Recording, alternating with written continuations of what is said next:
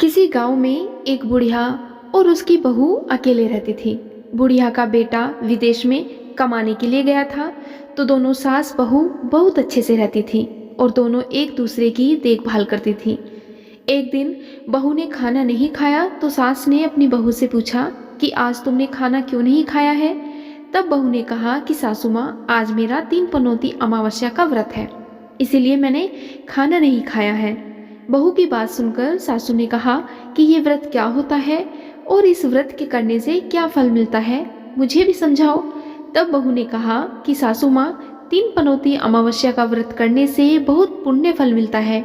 घर में अन्न धन बना रहता है, सुख शांति रहती है तथा अटल सुहाग मिलता है और पुत्र प्राप्ति होती है।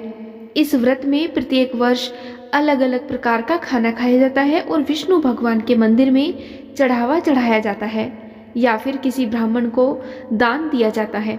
इस व्रत में पहले साल शक्कर, घी और चावल से बना खाना खाया जाता है और पहले साल का व्रत पूर्ण होने के बाद 1.25 किलो चावल और 1 कटोरी घी तथा 1 कटोरी शक्कर का दान किसी ब्राह्मण को दान में दिया जाता है। दूसरे साल जौ, घी और शक्कर से बना खाना खाया जाता है।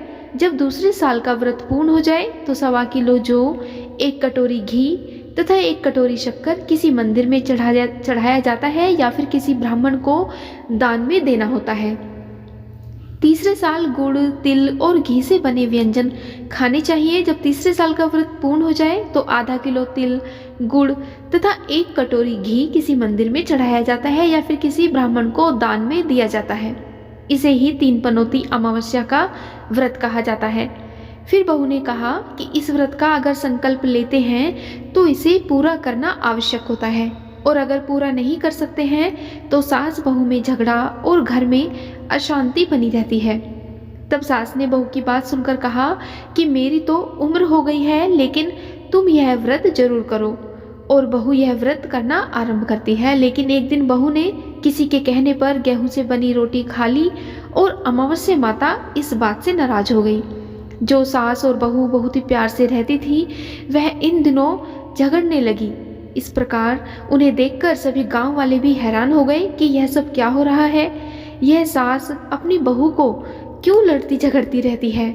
एक दिन सास अपनी बहू से कहने लगी कि जब से तू हमारे घर की बहू बन के आई है तब से हमारे घर की लक्ष्मी चली गई है। तुम हमारे लिए शुभ नहीं हो। तब बहू ने कहा कि आपके घर की लक्ष्मी चली गई है तो कहाँ मिलेगी, मुझे बताओ, मैं लक्ष्मी को लेकर आऊंगी। तब सासू ने कहा कि लक्ष्मी तुमको समुद्र के बीच में भगवान विष्णु के पैर दबाते हुए मिलेगी। तब बहू यह कहकर चली जाती है कि अब जब तक मैं लक्ष्मी को लेके नहीं आऊंगी तब तक इस घर में पैर नहीं रखूंगी। इतना कहकर बहू लक्ष्मी की खोज में निकल जाती है। जब बहू लक्ष्मी को खोजने के लिए निकलती है तब उसे बीच रास्ते में एक गाय माता मिलती है। वह बहू से पूछती है कि आप कहाँ जा रही हैं। तब बहू ने कहा कि हे गाय माता, मेरी सासू मुझे कहती है कि मेरे आने से उनके घर में अन्न और धन की कमी हो गई है और उनके घर की लक्ष्मी चली गई है, तो मैं लक्ष्मी जी को लेने जा रही हूँ। तब गाय माता ने कहा कि हे बेटी, अगर तुम जा ही रही हो तो भगवान से मेरे बारे में भी पूछ लेना। तब बहू बोलती है कि ठीक है गाय माता, बताओ, मैं आपके बारे में भी पूछ लूँगी। तब गाय माता बोलती है कि मेरा जब भी बछड़ा होता है वह मर जाता है, वह जिंदा नहीं रहता। तुम भगवान से पूछ लेना कि मेरे साथ ऐसा क्यों हो रहा है, मैंने ऐसे कौन से कर्म किए हैं। तब बहू बोली कि गाय माता, मैं आपके बारे में जरूर पूछ लूँगी। और ऐसा कहकर बहू आगे बढ़ती है। अब आगे जाते ही बहू को एक घोड़ी मिलती है जिसके गले में घट्टी बंधी हुई होती है। घोड़ी ने भी कहा कि बेटी, तुम मेरे दुख का निवारण भी भगवान से अवश्य पूछ लेना। तब बहू ने कहा कि जरूर पूछ लूँगी और यह कहकर बहू आगे बढ़ती है। आगे जाते ही बहू को एक अंधा और एक बहरा बुजुर्ग मिलता है। वह भी बहू से अपनी समस्या भगवान से पूछने के लिए कहता है। तब बहू उसकी समस्या भी भगवान से पूछने का कहकर आगे बढ़ती है। आगे जाते ही बहू को एक बूढ़ी औरत मिलती है जो हाथ और पैर से अपाहिज होती है। वह भी बहू से अपनी समस्या भगवान से पूछने के लिए कहती है। तब बहू उसकी समस्या को भी पूछकर आने के लिए तैयार हो जाती है और आगे बढ़ जाती है। आगे जाते ही बहू बहुत थक जाती है और एक आम के पेड़ के नीचे बैठ जाती है। तब आम का पेड़ खुश होकर बहू से पूछता है कि बेटी, तुम कहाँ से आई हो और कहाँ जा रही हो? तो तब बहू बताती है कि वह लक्ष्मी जी को लेने जा रही है। तब वह आम का पेड़ भी अपनी समस्या भगवान को पूछने के लिए कहता है कि मेरे पेड़ पर लगे आम खट्टे क्यों हो जाते हैं, तुम इस बारे में भगवान को जरूर पूछना। तब बहू उसकी समस्या लेकर आगे बढ़ती है।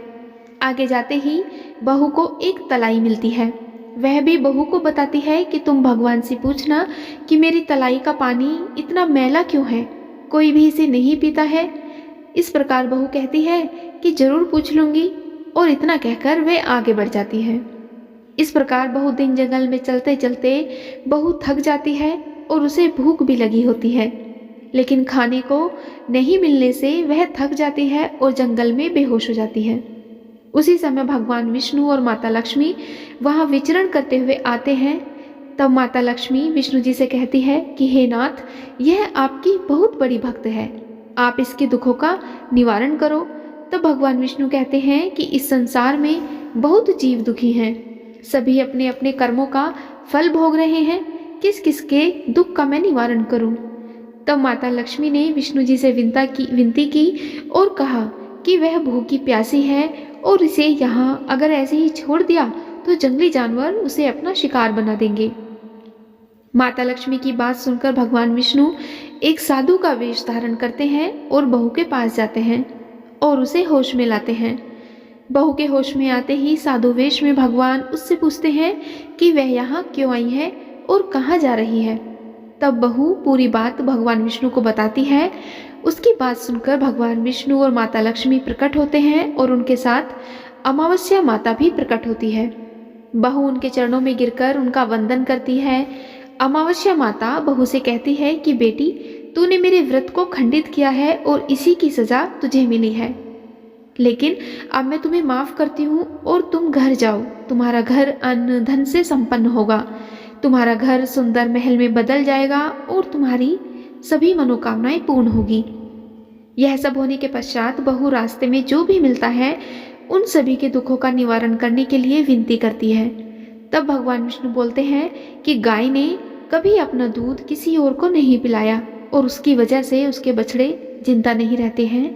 तुम उसका दूध पी लेना, जिससे उसके बछड़े जिंदा रहने लगेंगे। इसी प्रकार घोड़ी के बारे में बताते हैं कि घोड़ी पिछले जन्म में आटा पीसने वाली महिला थी। वह किसी को आटा पीस के नहीं देती थी, इसलिए उसके गले में चक्की के पाट बंधे हुए हैं। तुम उसके पाट खोल देना, वह बिल्कुल ठीक हो जाएगी। उस बुजुर्ग के बारे में भगवान कहते हैं कि वह कभी भी मंदिर नहीं गया और ना ही उसने कभी भगवान के भजन सुने। तुम उसको मंदिर ले जाना और उसे दर्शन करवा देना, इससे वह ठीक हो जाएगा। बुजुर्ग महिला जो थी उसने कभी भी अपनी जवानी में दान पुण्य नहीं किया, इसीलिए उसे यह सजा मिली है। तुम उससे दान करवा देना तो उसकी विकलांगता दूर हो जाएगी। इसी प्रकार उस आम के पेड़ ने कभी किसी बच्चे को अपने आम खाने नहीं दिए, इसलिए उसके सभी आम खट्टे होते हैं। तुम उस पेड़ का आम खा लेना, फिर उस पेड़ पर मीठे आम आएंगे। तलाई का पानी पिछले जन्म में देवरानी जेठानी था, वह हमेशा झगड़ती रहती थी, इसलिए उसका पानी मैला है। जब तुम उसका पानी पी लोगी तो वह शुद्ध हो जाएगा। बहू ने तब भगवान विष्णु, माता लक्ष्मी और अमावस्या माता को नमन करके अपने घर जाने के लिए निकली और उसे रास्ते में जो भी मिलता उसे उसकी समस्या भगवान के कहे अनुसार दूर करती जाती। सभी उसे आशीर्वाद देते और घर जाते ही उसने क्या देखा कि उसका घर एक सुंदर महल में परिवर्तित हो गया है तथा उसके घर में अन्न धन भरा मिलता है। अब बहू अपनी सास से कहती है कि सासू माँ, आपने सच कहा था, मैं आपके लिए शुभ नहीं हूँ। मेरे जाने से ही आपके घर में लक्ष्मी आई है, अब आप यहाँ रहें, मैं मरने जा रही हूँ। तब सासू ने कहा कि हे बेटी, यह सब तुम्हारी पनौती अमावस्या व्रत का फल हमें मिला है, तुम यहाँ पर रहोगी, कहीं नहीं जाओगी। और सास बहू इस प्रकार खुशी खुशी रहने लगी।